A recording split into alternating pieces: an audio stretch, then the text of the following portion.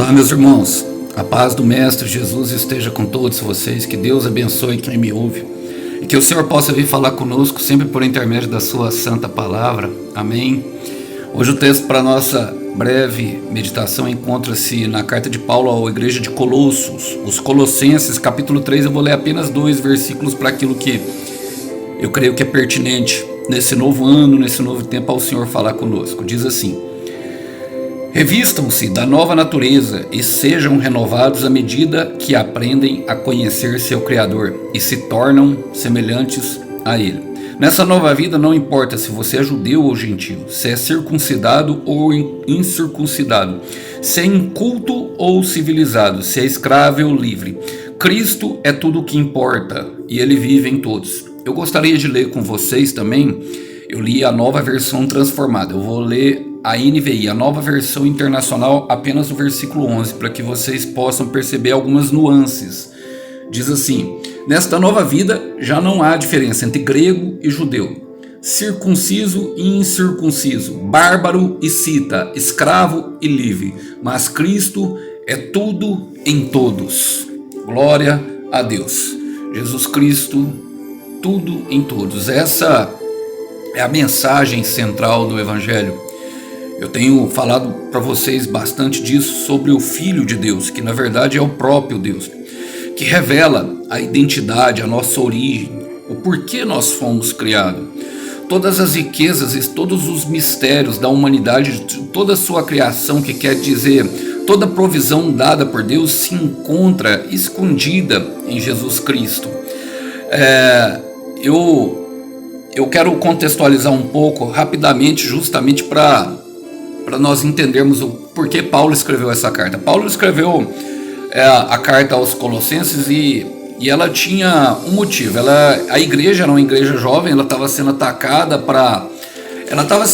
pelos falsos ensinamentos, falsos profetas que defendiam aquela questão das regrinhas, a questão dos rituais excessivos para se alcançar a graça de Deus. É bem verdade que algumas coisas nós podemos fazer para alcançar a graça de Deus, irmãos. Deus olha para algumas coisas, por exemplo, como a oração de madrugada. Ele nos acorda muitas vezes para isso. O jejum é uma ferramenta. A oração nem se fala, né, irmão? A oração é falar com Deus. Assim como nós amamos falar com as pessoas que nós gostamos.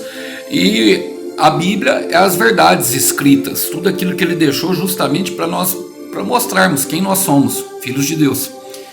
E a tentativa era justamente neutralizar as influências sobre essas questões de rituais, de, sabe, comer aquilo, não comer aquilo, beber aquilo, não beber aquilo, pode isso, não pode aquilo, esse tipo de coisa, que na verdade acaba sendo bem secundário, na verdade eu creio que até terciário, num sentido bem amplo, geral da palavra, porque quando nós nos concentramos em parecer com Jesus Cristo, essas coisas já são anuladas automaticamente.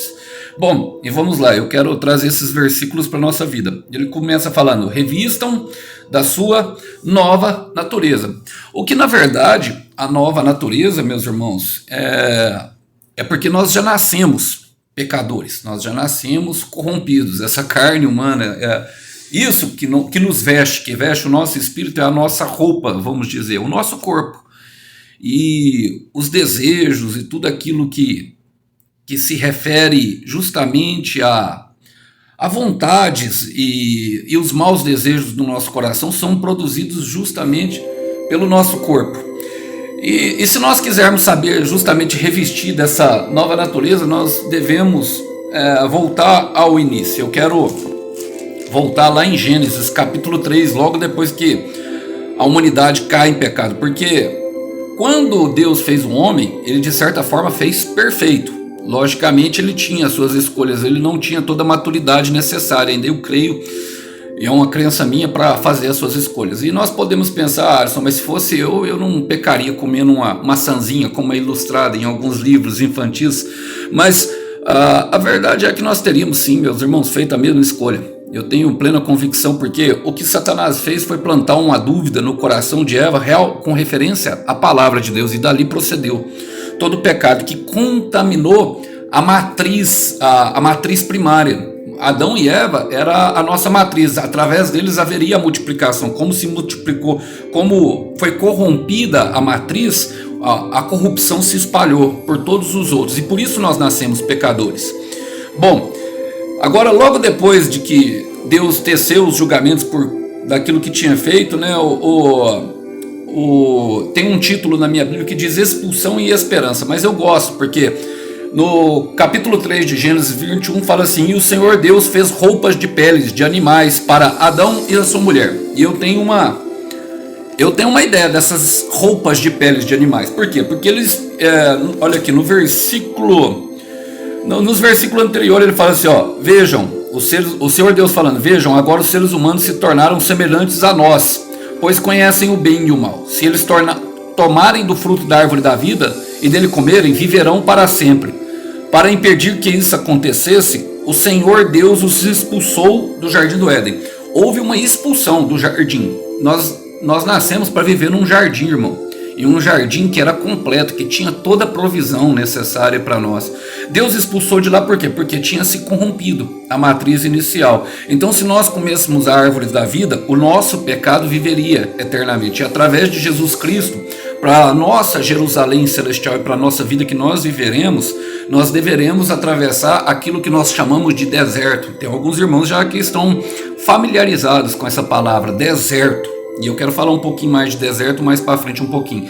Mas eu quero completar isso aqui, porque aquelas roupas de peles de animais, elas eram roupas mais fortes. Quando os homens pecaram, eles sentiram vergonha de Deus e puseram uns raminhos, como a gente vê nos desenhos infantis, assim, aquelas coisas assim, até bem sexy, né, que mostra lá assim, só cobrindo as partes íntimas. Bom, e o Senhor veio e fez com pele de humano, por quê? Primeiro porque era mais resistente, e o Senhor já mostrando a sua graça desde o princípio. Aquelas peles de animais remetiam justamente à ovelha e o leão. A ovelha fala justamente de Jesus Cristo, a ovelha que foi levada multa ao matador, Isaías capítulo 53. E o leão da tribo de Judá, que ressurgiria logo depois. São peles que as peles de animais elas teriam muito mais resistência ao local a qual eles seriam inseridos. Aqueles raminhos não ia dar ruim, não ia dar certo. Bom, e é por isso que Paulo fala, revistam-se da nova natureza. A antiga natureza ele está falando de imoralidade sexual, paixão sensual, os maus desejos da ganância, que é a idolatria, mentira e todas as outras. E ele fala que Deus escolheu nós para sermos um povo santo. Mas precisamos entrar na situação, irmãos. Tem muita gente, e agora eu quero ler a próxima parte, que fala justamente assim, ó. E sejam renovados à medida que aprendem a conhecer o seu Criador e se tornar semelhante que Ele. Eu gosto dessa expressão, à medida que. Lembra quando eu falo assim? Um passo de cada vez. Tenham paciência contigo, meu irmão. Tem muito crente, e era justamente isso ali que estava acontecendo na igreja de Colossos, que começava a fazer os rituais e queria alcançar a bênção logo, alcançar as promessas, começava a fazer os ritualismos, né? Quanto mais eu oro, quanto mais eu jejuo, mais rápido eu vou atravessar esse deserto. E não é por aí, irmão. Não tem como pular etapas. É à medida que um passo de cada vez, um pouquinho cada dia avança, à medida que conhecemos. E a verdade é que João 8, versículo 32 fala que se nós conhecermos a verdade vos libertará. Agora, quem é a verdade? É justamente a pele colocada lá no jardim. A pele que nos reveste, a pele que nos dá proteção. Em João 14, 6, Jesus diz, eu sou o caminho, a verdade e a vida. E em Oséias 4, 6 fala que o povo perece por falta de conhecimento. Conhecimento da verdade, conhecimento das verdades escritas, das escrituras. Irmão, se Deus diz que eu posso, então eu posso. Se Deus diz que nós podemos, então nós podemos, então nós não teremos mal nenhum. Ele deixou registrado e tentaram apagar justamente por isso, tentaram provar que era mentira. Mas tudo que está escrito aqui é verdade. E eu gosto dessa parte, sejam renovados à medida que aprendam a conhecer o seu Criador. Tem um motivo, tem um propósito, irmãos. O deserto é justamente esse propósito, para que nós possamos conhecer a Deus. E eu gosto porque Jesus inicia justamente o seu ministério num deserto.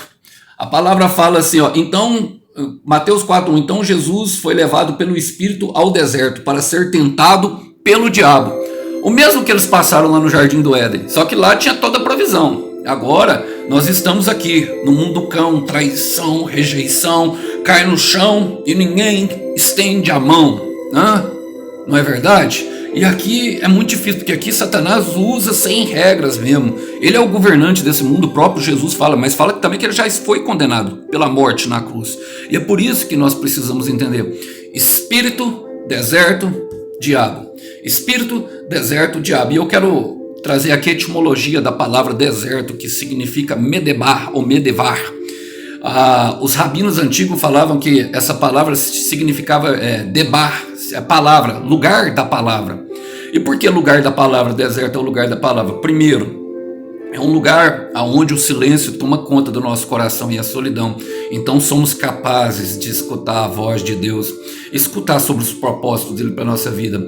E é um lugar totalmente inóspito, totalmente inabitável, totalmente de passagem. Então percebemos que nesse lugar nós precisamos aumentar e ser totalmente dependentes de Deus. Perceba que o diabo chegou da mesma forma, se és filho de Deus, mas um pouco antes a palavra diz que o Espírito desceu como pombo e o céu se abriu e ouviu-se uma voz do céu na frente de todos, testemunhando no batismo de Jesus, falando: este é o meu filho, a qual eu me comprazo. E o diabo o tempo inteiro falava: este é o meu filho. Então nós já aprendemos algumas coisas, meus irmãos. O deserto não diz quem nós somos, o lugar onde nós estamos não diz que nós estamos. Eu creio, a palavra fala que o diabo ele se veste de anjo de luz. Então ele se apareceu para Jesus, eu creio, no meu coração com roupas vistosas, querendo aparecer, querendo aparentar coisa boa. Enquanto Jesus estava lá 40 dias, vocês já pararam para pensar que Jesus não tomou banho nesses dias, nem escovou o dente? Quem tinha o bafo do cão? Era Jesus ou o próprio cão? E quem é que estava parecendo que estava cheirando Satanás? Era Jesus ou o cão? Então, meu irmão, o que eu quero dizer é que nem sucesso e nem fracasso da nossa caminhada determinam também quem nós somos. O lugar não determina quem nós somos, o sucesso e o fracasso não determinam quem nós somos. E o que determinar? Essa palavra. E Satanás começa a determinar. Primeiro ele quer interromper o processo, transforma esta pedra em pão. Transforma esta pedra em pão. O pão representa a palavra, a pedra representa justamente as leis. Olha, agora a palavra ela foi encarnada em Senhor Jesus Cristo e seria o alimento que saciaria a nossa alma cansada, essas travessias demoradas em desertos. E muitas vezes, depois de um deserto, encontramos outros. Então não sabemos quanto tempo, mas nós sabemos que a palavra permanece, porque Jesus fala: céus e terras passarão, mas a minha palavra não passará. O que ele estava falando? Que ia suportar o processo. Sabemos também que o alto do monte se revela, se remete à palavra de Deus. O salmista fala em Salmo 121, eleva os meus olhos para o monte, da onde virá o meu socorro? Bom, vemos também o salmista falando que no teu santo templo, no alto monte, conheceremos a tua vontade. O alto do monte sempre refere à vontade de Deus. Moisés subiu duas vezes no alto do monte para pegar as tábuas da lei e trazer para o povo de Israel. E foi justamente o que Satanás fez, levou ele para o alto do monte 2 vezes. A primeira vez ele pegou e falou: atire-te daqui. E ele citou o Salmo 91. E aí nós queremos, sabe, não é a palavra em si aberta, porque ele abriu justamente naquilo que muitas pessoas aí no Brasil abrem no Salmo 91, versículo 11, dará ordens aos teus anjos ao teu favor. E é essa passagem que ele cita, para que te guardem todos os seus caminhos. Mas Jesus cita para ele: não tentarás o Senhor seu Deus. Nós vemos que Satanás, assim como a igreja de Colosso, ele cita de forma metódica, de forma, legalista, de forma cheia de regrinhas, a palavra, para que nós venhamos a cair e colocar o nosso Deus em tentação, como quando nós devemos simplesmente nos manter no propósito. E qual que era o propósito? O propósito de Deus era ser o unigênito, para que a partir dele fosse o primogênito. João 1,12 fala que todo aquele nele crê, lhe foi dado o direito de ser chamado filho de Deus. E mais uma vez ele está ao monte. E ali mostra o que Satanás quer de nós, porque ele fala: se adorados se prostrares adorado a mim, te darei todas as riquezas que tem.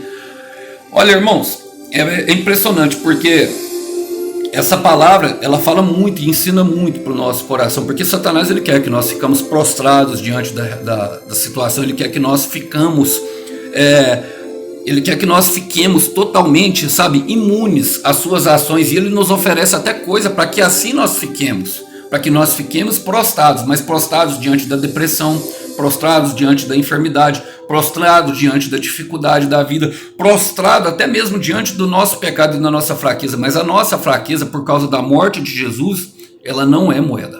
Quero repetir isso. A nossa fraqueza não é moeda. Satanás e nem ninguém pode tornar a nossa fraqueza como moeda de troca.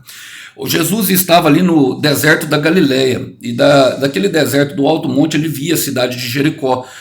Engraçado que quando Moisés estava, quando Deus falou que por um erro que Moisés cometeu não entraria na terra prometida, ele estava no Monte Nebo e ele via toda a terra.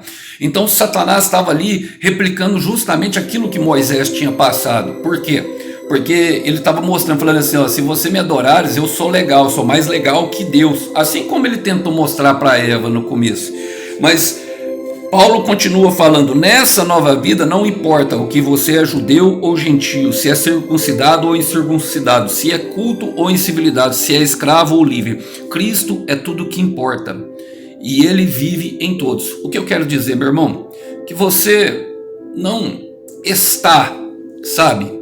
Tudo que você está vivendo, toda a sua circunstância, tudo que nós vivemos, independente ela seja de classe, se você esteja vivendo a pobreza ou a riqueza, se você esteja vivendo a humilhação ou a honra, se você esteja vivendo a escassez ou a fartura, não importa. Filipenses 4:13 diz que nós podemos todas as coisas naquele que nos fortalece. E é impressionante isso, porque ele manda nos revestir, fala de uma essência. A essência é o que está por dentro, mas ele manda nos revestir.